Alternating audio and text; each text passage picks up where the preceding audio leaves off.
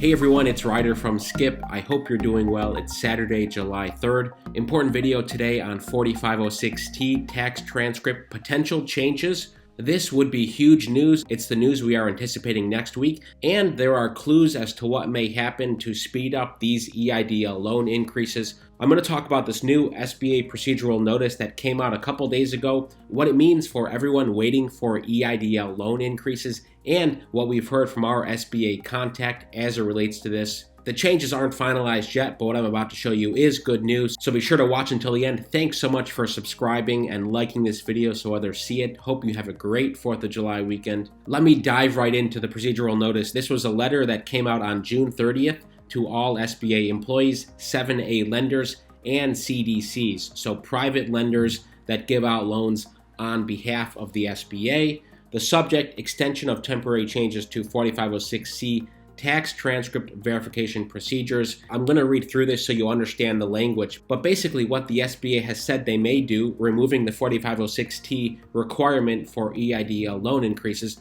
they're already doing, and they've been doing for lenders giving out 7A loans or 504 loans. So they already have the policy and procedures in place to make it happen. I'm hopeful that this coming week they will announce this, and I'll show you the email we got from our SBA contact. But anyway, the purpose of this notice is to further extend through September 30th, 2021, the temporary procedural guidance. This is procedural guidance for SBA lenders when they are verifying information on potential borrowers. Okay, so in many cases, let's say CDCs and 7A lenders have the discretion on who to give certain SBA loans to. They evaluate the person. They may already have a banking or lending relationship with the borrower, but it's their job to say yay or nay to a new loan based on the SBA guidance. Here we go. Due to the ongoing coronavirus pandemic, the IRS, as we know, continues to experience delays in some of its services. Right in red, SBA recognizes that delays in receipt of tax transcripts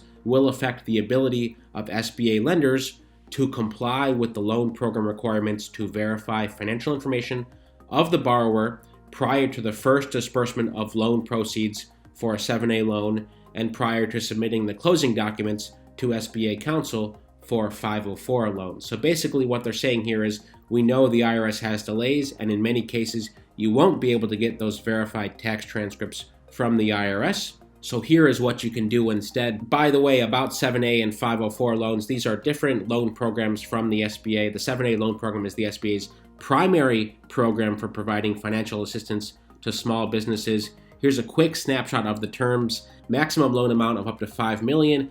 SBA guarantee 85% for loans up to $150,000. 75% for loans greater than $150,000. Lenders and borrowers can negotiate the interest rate, but it may not exceed the SBA maximum. They go over the forms and the collateral needed if you're curious on that. Of course, the disaster loan program is getting all the attention now. Basically, any business in the U.S. is eligible because of the pandemic, and the interest rates are very low there. That's what most people are focused on. There's also the 504 loans, which are long-term fixed-rate financing of up to $5 million for major fixed assets. It's the CDC 504 loan program. If you're curious about eligibility, your business must, number one, operate as a for-profit company in the U.S., have a tangible net worth of less than $15 million, and have an average net income of less than $5 million after federal income taxes for the 2 years preceding your application. And it can be used for existing buildings or land, new facilities, long-term machinery and equipment, so it cannot be used for working capital. That's the main point here, or consolidating, repaying, or refinancing debt,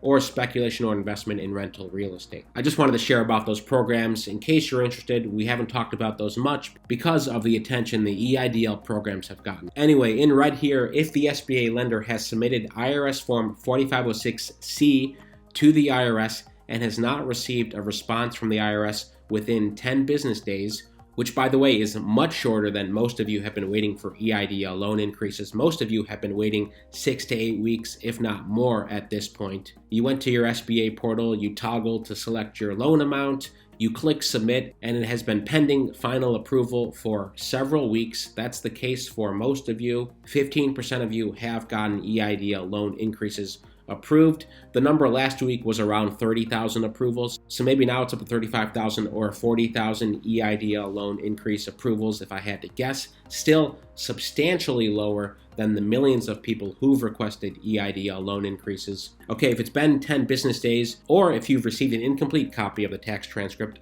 e.g. the reported year 2019 or 2020 has not been completed by IRS, resulting in no records found for the applicable year, the SBA lender can do three things. They may proceed to close and disperse the loan to the borrower.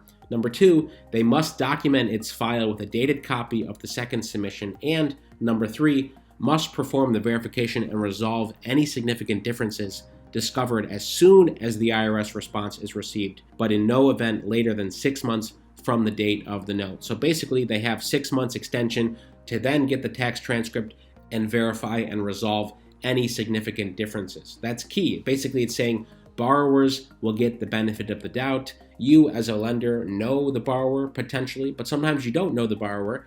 In any case, you can disperse the loan. It doesn't say on good faith here, but that is what the intent seems like here. Because this funding is important for businesses, you can disperse it. If you haven't heard back from the IRS, just make sure you, at a later date, perform the verification necessary between the tax returns and what the borrower applied with, okay? Now, this is a big one too. Under current circumstances, if the local IRS office only provides a stamp receipt, which is the acknowledgement of filing, it's not the actual review, of the filed tax return in response to submission by the SBA lender of IRS Form 4460. Here we go in yellow. The SBA lender may rely on the stamp receipt of the filed tax return as evidence that the tax return was filed and continue with the application process.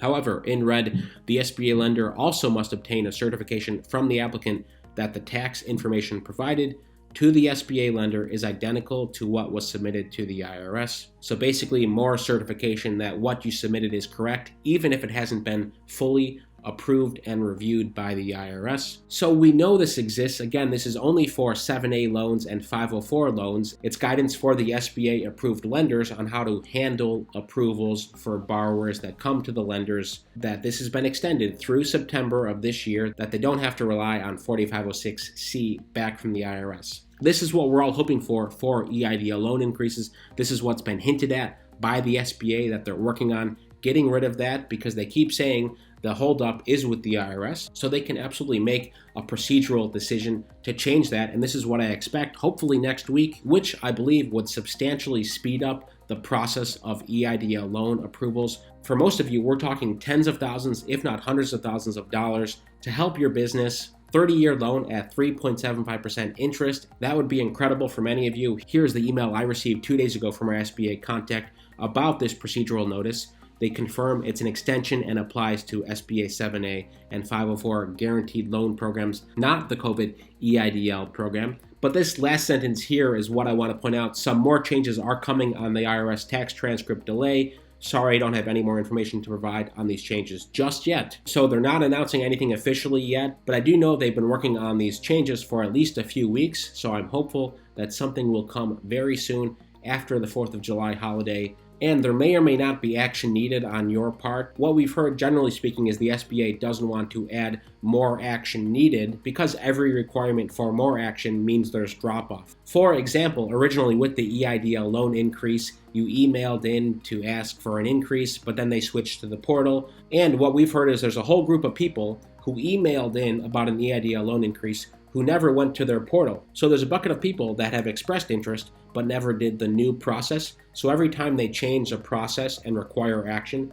businesses drop off along the way. Again, you could argue that that's good because businesses who aren't in the know or who maybe don't care anymore get filtered out. But there's also an accessibility argument there as well. You know, some people may be busy trying to run their business, trying to keep their business open, and don't get all the alerts. Of course, any action needed related to this and any news related to this, we will post here, so hit subscribe, and we will post on our app immediately after we hear. It's free. Go to HelloSkip in the App Store, or if you want a $10 credit for the app, go to trackeidlgrant.com. The link's right below. We're hoping for the best here, that this happens soon. Again, the biggest problem of all for most of you is the wait. Will you find out in 2 days or 2 months? If you can't wait any longer and you want to discover other lender options, I did a video on that earlier this week, other private lender options. I'll link to that right above for you. Most importantly, stay well, stay healthy, have a great 4th of July, and I'll see you tomorrow.